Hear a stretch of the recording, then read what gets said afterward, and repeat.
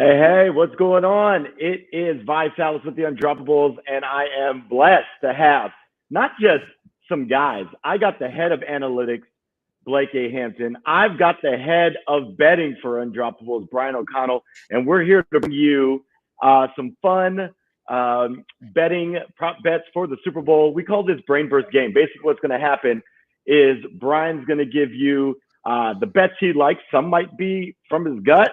Some might be with actual game statistics. And Blake is going to say whether the numbers support or they don't. And basically, it's going to be tail or bail. And for anybody watching, they do not know. Brian does not know if it supports. Blake has the numbers. He's going to let it know.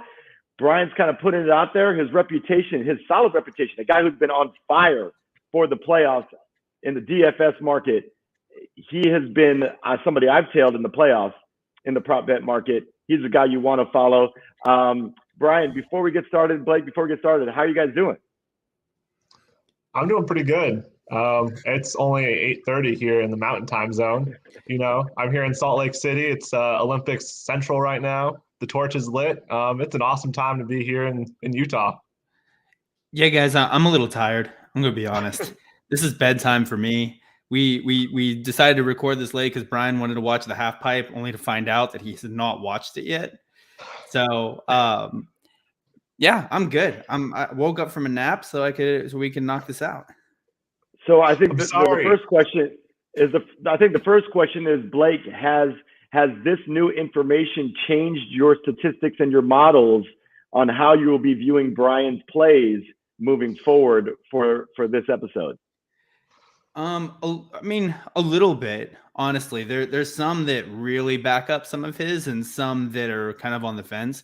It's actually interesting because you can start to find some inefficiencies in the way that these pick'ems go when you start looking at it from this lens. But I think it'll be kind of interesting to go through what we found on this end. All right. So first disclaimer is Blake has not told Brian any of the things that he's found, the results that he's found. So Brian's going to learn with us whether we bail or tail these picks. Let's first show the picks that Brian is going with. As you can see, these are not all his picks. He gave us these picks, I want to say last week or early this week. And he's already told me off air that he's starting to waffle on some of these picks. Brian, why don't you kind of just list these five and then we'll kind of go one by one with these. Yeah, so this is on Underdog Fantasy if y'all don't realize or recognize that format. But we started off with Sony Michel over 7.5 longest run.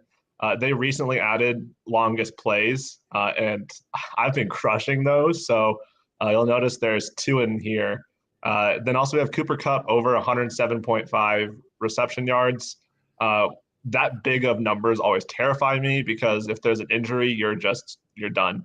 Then we have switching to the Bengals. We have Joe Burrow under 12.5 rush yards. Then we have Joe Mixon over 13.5 for his longest rush of the game. And then finally, we have Samaje Perine over 1.5 receptions. All right, and there it is. Blake, you've got your numbers ready to go? Yes, sir. All right, so let's start with probably, some may say, the NFL MVP, and that's Cooper Kupp after the year he's had. You said, Brian, over 107.5 receiving yards. Now, Blake, should we tail or should we bail? So this one, I hate to be so on the fence with this one, but the way that I looked at this, so I ran these kind of as simulations. So I ended up looking for what the probability of Cooper Kupp for this example was to get a certain number based on what I found play, I guess the total amount of plays that they're going to have, total amount of points they're going to score, etc. So what I have currently simulated up is that the Rams are going to have 24 completions in this game. And target share compared to completion rate is a little bit different. But essentially, Cooper Kupp is getting 36% of the Rams' completions on the season. So when you take into account that they're going to have 24 completions, he takes 36% of those completions. And you run a simulation based on that. What you end up getting is, so if you want to break it down to yards per catch that he's getting as well, he needs to get about 8.5 receptions for him to meet that threshold for that prop. And so what I ended up getting in the chart, I don't know if that's on the screen right now, but he essentially has a 46% chance based on 10,000 simulations, 46% chance of getting over 8.5 receptions in this game to meet that yard threshold. So as of right now, probability says it will be under, but ever so slightly on this end. But does your model include that him and Stafford eat breakfast together? No. So and that's a really good point. I have no idea what they ate the morning before. I don't know what they're going to be eating Saturday or Sunday before this game. It is not accounted for in this aspect. So you do need to take that into account. He's been on fire in the playoffs. This is purely based off of, simulations and what I'm getting on my output. But as of right now, it's looking like the under is ever so slightly in favor from the number side. That was a great question, Brian. That was a follow-up. But I look at that as 50-50. So you're back. You don't have to, worry about your confidence just yet. You're still feeling strong. We're still feeling good. One in. We're still good. Yeah, I'm still happy with that one. All right, let's go to Joe Mixon, the running back for the Bengals. You had over 13.5 longest run, and Blake, should we tail or should we bail Joe Mixon over 13.5 longest run? So initially looking at the numbers, I thought this was going to be a clear bail because this season alone, so he had 292 carries this season. Only 14 of those carries were over that 13.5 distance.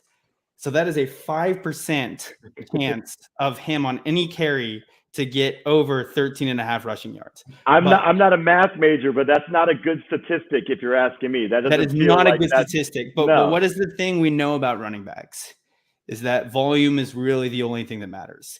And what I have is him projected to get 18 carries in this game. So if you think about it, if he has a 5% chance of getting that on every single carry 18 times, if you just multiply that out, that's almost 100%. But if you do that based on this type of simulation, he has a 60% chance of hitting that 13.5 yard mark on any one of his runs. So as of right now, there's a 60% chance that it is going to hit that over, and that one's looking pretty good. I love that because this was my gut talking to me. There you go. Man, this is the one I literally was talking before the show that I'm feeling a little hesitant on because I was looking mostly at the Joe Mixon. Like he's gone over this on 11 out of 19 games this season. So it's not great, but he's gone out of the last 2 games. He's gone over, and he's been prone to break some long runs. So I think that's what Cincinnati's going to need out of him. And I do think they're going to give him a lot of volume. So I think we think about it very similar, that I was just looking at volume. Yeah, and one of the things that you mentioned kind of at the beginning of the show is you've been crushing it on these longest distance opportunities. And what you're going to see on, if we talk about Michelle in the next one, you are very much right on the ability to crush these in terms of probability. Yeah. So let's transition right into Michelle. So that is a definitive tail on Joe Mixon over 13.5 longest runs. We're 50-50 on Cooper Kupp. Not really sure how we want to go on that. We could talk later on whether that's a gut decision or something more. But let's transition right to Sony Michel. So I have 2 graphs for Sony Michel. So Blake, once you start explaining Sony Michel's over 7.5 longest run, you can tell me which graph to use, but let's start with what you're seeing so far from that Sony Michel play of over 7.5 rushing yards. So the first graph that I sent to you guys before this show was absolutely meant to scare Brian on this pick. because the graph that you see on there, essentially, if you run simulations out 10,000 times, there's kind of his rush distribution on his longest run that he would have over any game, which in that graph, it does not look like it is very likely. See, I want to fight you about this graph because I disagree. It is totally cherry picking. It should not be normally distributed. It should be skewed right. Well, it depends. It depends on what your definition and how you want to look at that. But what we want to look at is that, so what I have simulated for him is that he's going to get about 10 rushes in this game. That's kind of his average of what he's been seeing the entirety of his playoffs. And actually, this season, and over the last couple of seasons, he's had about a 15% chance of getting over that 7.5 yard rushing mark on any one of his rushes. So with that being said, he essentially has an 80%. So if he ran the ball 10 times, he has an 80% chance of hitting that 7.5 yard mark on any one of his runs. So I have him at 80% chance of hitting that over on the 7.5 yard mark, which it seems really high based on the numbers, but I really have seen some inefficiencies running these on the longest yardage props that Underdog and some of these other places have on their pick'ems. Yeah, this one doesn't. It doesn't make any sense to me. 7.5 rush yards. Just I get that he's like not the premier back that like Cam Akers is being right now. Like everyone's loving Cam right now, but like 7.5 for a longest rush is not much, especially against this terrible defensive line for the Bengals. They can't stop anyone from rushing. Like I think it should have been closer to maybe 10.5. Right. 7.5 is a gimme. Yeah. Yeah. And it changes significantly once you get up to like that 10 yardage mark. But I mean, 7.5 is a gimme based on what I'm seeing in the numbers that I have. I know you said there's inefficiencies. I heard 80%. That's all I heard. You said 80%, and I'm all in. Like in betting terms, you hear 80%, like you don't turn down those type of odds ever. So right. I didn't hear the inefficiency part. I heard 80%, and I'm that sounds like a definitive tail. We got 2 tails and a maybe. Brian, this is the halfway point. You got to feel pretty good about your 3 picks to this point. Yeah, I feel like you're just setting me up. That's what you're setting me up to feel confident, and you're just going to crush me right now. I know this Joe Burrow one, you're probably just going to slam me to the ground and just make me want to cry. But let's get to it. I mean, we might as well go straight to the Joe Burrow prop. We've got under 12.5 rushing yards. We saw last week or 2 weeks ago against the Chiefs, he really took advantage of that pass rush and found ways to escape to avoid those 9 sacks he got against Titans and really killed that 12.5 rushing yards. How do we look this week, Blake, heading into the Super Bowl with another fierce front 4 in Los Angeles? Yeah, so this is actually a pretty smart one by Brian. I feel like a lot of people are going to have a ton of recency bias on this and look at those last couple of games and say, yeah, he's a rushing quarterback and he can definitely hit that. And the thing that's tricky about this one is that he can, the play can break down and he gets some open space and one run ends up going for 12.5 yards. But this season, I mean, he's averaging essentially 3 yards per carry and about 2 rushes a game. So, I mean, you look at his game log in terms of rushes, and it is not great the entirety of the season. And so when you look at the entire Bengals rushing projection going into this game, he's really only going to be getting 6% of the total of the rushing total for the Bengals in this game. And so when you have them at about 25 rushes for this upcoming game at a 6% rate, and then do a simulation based on that, he's got to get over 4 rushes in this upcoming game. And I only have him at like a 56, or I'm about 44% chance of going over. So 56% chance of going under that 12.5 rushing yards. As I said, I feel like a lot of people are going to hit the over because of recency bias on these last couple of games. But probability says that it is most likely going to be under. Yeah, that recency bias has been crazy because this started at 11.5. And I was already like pounding the under for 11.5. And we've been gifted 12.5. Right. Because people keep on betting the over so much. Yeah, and as I said, it's a tough one because that's what stats say. But there's one play that breaks down. He is a athletic guy that can run for 12.5 or 13 yards on one play. So one play it gets broken down, but based on what we've seen this year in these simulations, it is a more likely chance that it goes under on this one. Yeah, I saw that. My numbers show me that he's averaging 5.8 yards per rush or yards per scramble. So if we get 2 scrambles, that's 12 yards, and we're under. So right there we go. So I mean, we're 4 picks in. 3-0-1 is the scorecard. Brain versus the game. I think it's time now. This Samaje Perine, I know on the Discord, Brian, you were pretty upset in that AFC Championship game, having taken the Joe Mixon receiving numbers and watching Samaje Perine kind of take a lot of those receptions kind of out of nowhere. So I'm wondering if that had anything to do with your selection. Let's look one more time at what we're looking at with what we got. We got Samaje Perine over 1.5 receptions. That is one where if you can either get it in the first drive or you're just like biting your nails in that fourth quarter last drive. Samaje Perine over 1.5 receptions.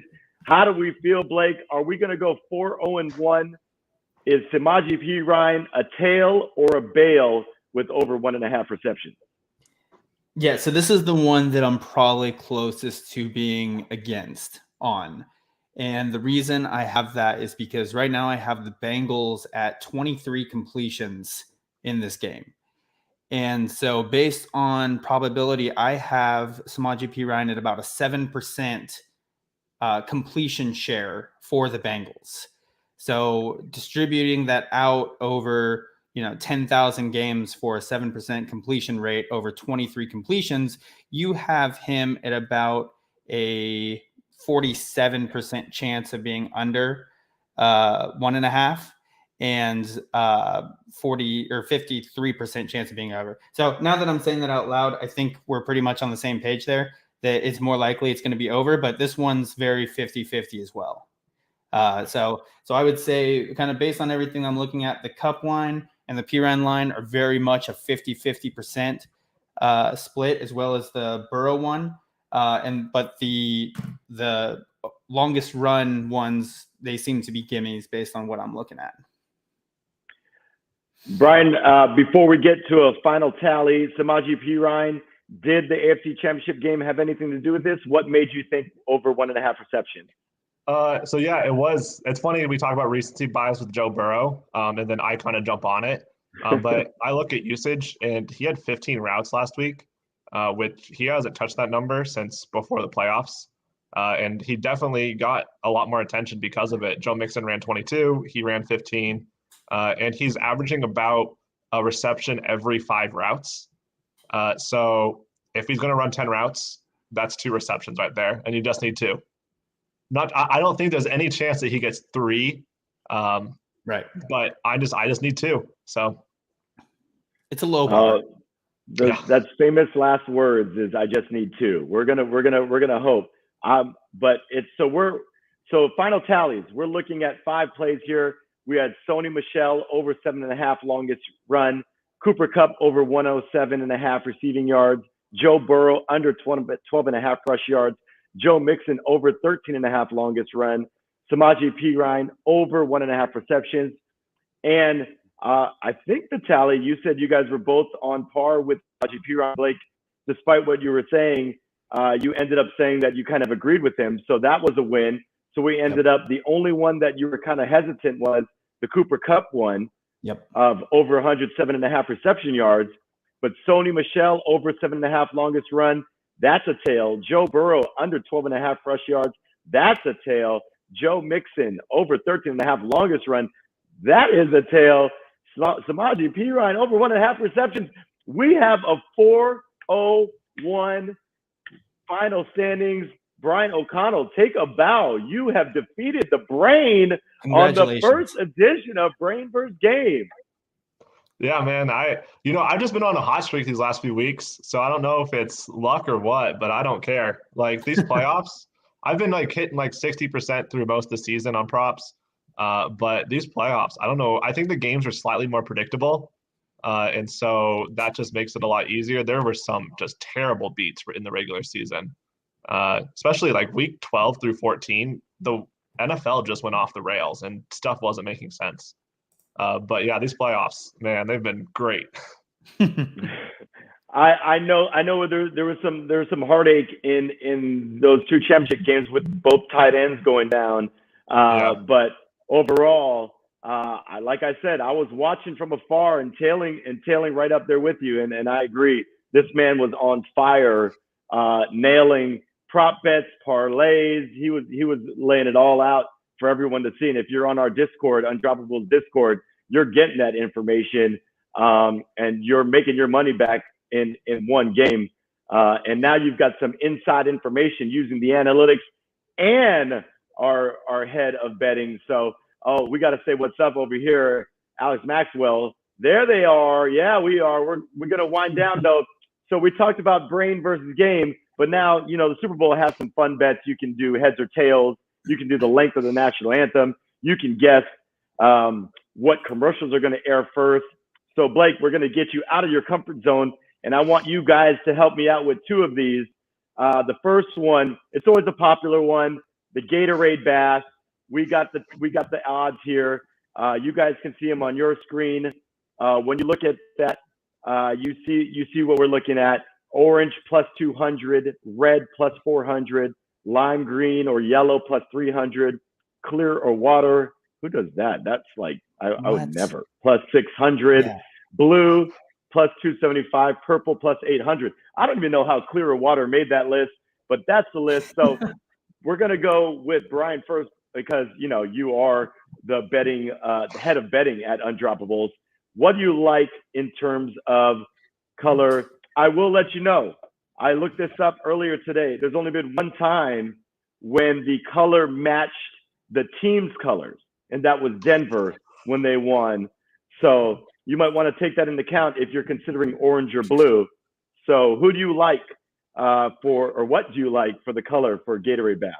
So first, I really like that they did color liquid because as a Florida State alum, I don't accept the existence of Gatorade since it's from the University of Florida. So if you could stop saying Gatorade and just say color liquid, I'd appreciate that. Apologies. But I'm going blue. I don't know. I just looked at the history of it, and it seems like I think I saw it's like 3 out of the last 6 have been blue. I think the Rams are going to win, so that doesn't bode well for the not matching colors. But I don't know. I also think blue tastes really good. The blue liquid tastes pretty good. So I'm just going to go blue. All right, Blake, what do you think? What's your color? What are you going with? You gonna ride with Brian here, or are you gonna go somewhere else? So I'm gonna go a little different. So I feel like betting lines a lot of times know something we don't, and then also looking at history, it's almost like outside of the last couple of years, everything before 2017, every other year was orange. So I am going to ride with orange for plus 200, best odds. I think they know something we don't. I'm going to roll with orange at plus 200. Smart man. Smart man. We got one bet coming in from the cheap seats. It's got to be purple, coming to the 10th anniversary since his last appearance. Maybe Alex knows something we don't. We got to mark that down. I mean, plus 800. It's not the worst thing to do to just take a long shot on something like this where there's no real science to it. 2012 New York Giants. It was purple that year. There we go. All right. Now, this one I chose personally because I thought it was such a great prop bet that it had to be included. And that was, what color is Snoop Dogg's shoes going to be during? There were some other halftime options. You could choose whether Eminem was going to get censored for a rap lyric which I say that's 100% yes. Absolutely. Is Kendrick Lamar going to wear a hoodie? There were some fun ones, but this one by far for me was the best one. So we've got listed all down for you. We've got Snoop Dogg shoes, blue plus 220, yellow or gold plus 50, black plus 500, white plus 200, green silver plus 750, orange plus 1400, green plus 1200, purple plus 1200, red plus 1400, pink plus 1800. I will say this, as you choose, Snoop is from LA, but he's also a well-recognized Steelers fan. So take that with what you may as you decide on what Snoop's shoe color will be. Let's start with Blake this time. Oh, go ahead, Blake. Okay. So I really did some extensive research here. And so I Googled Snoop Dogg shoes. And the first picture I saw of him was wearing yellow gold shoes. So based on that in-depth research, I am going yellow gold for plus 350 on this one. I gotta leave it to Blake to do some actual research and analysis on trying to find lead it to the head of analytics going and doing some extensive research on the Google. Brian, how do you feel? What you got? I'm going with the blue parlay. So I'm just feeling blue Gatorade, or wow, I said it. Blue liquid, and then also blue shoes, because I have no idea. And I think Blake is right in what he's saying, in that the sports books know a lot. This is their business. Yeah. And so I definitely be looking at one of the lower, like, valued, like higher, or like the ones that have the best odds. So I will also say Snoop has known to have some affiliations with a certain organized, let's just call them club, that tend to rock blue. So that might have some say in that choice as well. But all right, the fun's out of the way. Let's get to the main show. We're ending our show here, but we got to go with the last one. We got totals. We got final game. Spread right now currently is -4 for the Rams. 14.5 is the total. We started with Brian. We'll end with Brian. Brian, what do you like? -4, 48.5. I hate these lines. I honestly, I always hate doing these. I'm much more of a prop player.